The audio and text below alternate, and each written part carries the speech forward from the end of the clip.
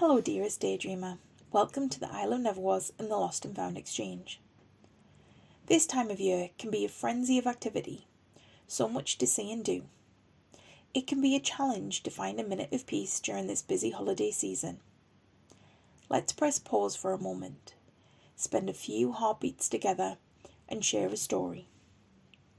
Don't forget, stories are always better with a mug of something warm and a sweet treat. Are you sitting comfortably? Then I'll begin.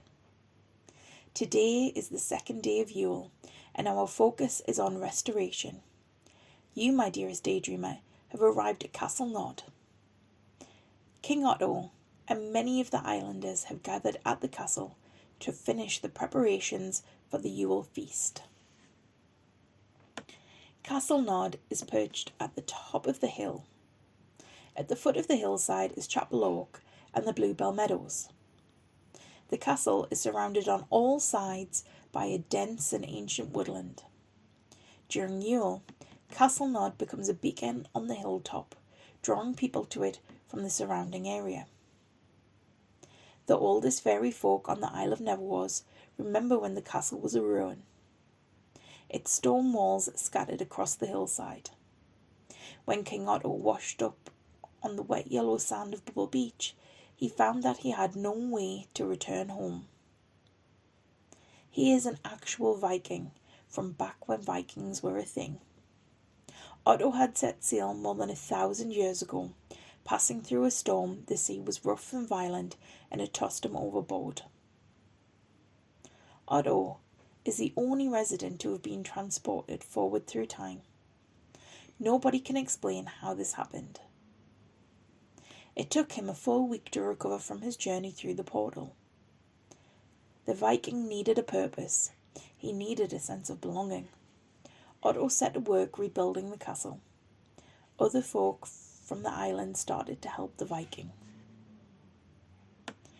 The islanders called the Viking King Otto because he is the custodian of Castle Nod. It took Otto and the islanders 20 years to rebuild the castle. Technically, Castle Nod isn't finished. 10 years later, Otto is still making improvements to the castle and the surrounding gardens. The castle has become an important centre of celebration and community on the island. Over the last few days, the castle has been a flurry of activity. Folks from all across the Isle of Neverwas have been arriving to help decorate the castle. Garlands of ivy, holly, and mistletoe have been wrapped around the banister of the grand staircase, tied at various points with large red velvet ribbon. Light from the large chandelier in the centre of the entrance hall catches something that sparkles. On closer inspection, you can see that the garlands have tiny silver bells woven through them. Doorways and mantelpieces have also been dressed with sprigs of evergreen and winter foliage that have been brought inside from the castle gardens. Cinnamon sticks have been wrapped with slices of dried orange, held together with twine and ribbon to decorate the garlands and hung from the trees. If you look closely, you will also notice that straw goats are used to decorate the garlands, centerpieces and trees around the castle. This is an Old Norse tradition. Traditions are important to the islanders. They know that magic lives inside these tiny rituals. Children learn how to make the straw goats at school and will bring them to Castle Nod during the feast or use them to decorate their own trees at home. One of their favourite activities of children living on the island is collecting pine cones. They take baskets into the ancient woodlands that surround the castle and fill them until they are overflowing.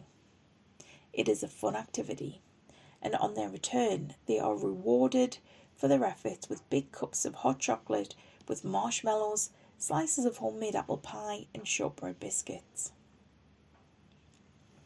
You will find bowls of pine cones dotted around Castle Nod. Pine cones are part of an important Yule tradition. The islanders carefully select a pine cone and they write their wish on a piece of paper, tucking it safely inside the needles. As Yule comes to an end, the island folk come together for a special bonfire. The islanders add their pine cones to the fire, their wishes being burned, the intention released into the air, twirling around in the smoke towards the stars. Wreath making is an art form on the island. Some of the designs are simple, a mix of evergreen foliage with sprigs of holly and pine cones. Some wreath designs are more elaborate, with dried orange slices, cinnamon sticks, ribbons, and tiny silver bells. You will find wreaths throughout the castle during Yule. They are a symbol of continuity and protection. As the island folk make their wreaths, they are careful in their design, thoughtful with their selection of materials, and their intentions when crafting their wreath are to infuse it with warmth to add to the magic. Each wreath is as unique as the person who made it. In the days leading up to the start of Yule, an oak tree was carefully selected by Stanley the mountain troll. The tree is chopped down and the Yule log is prepared.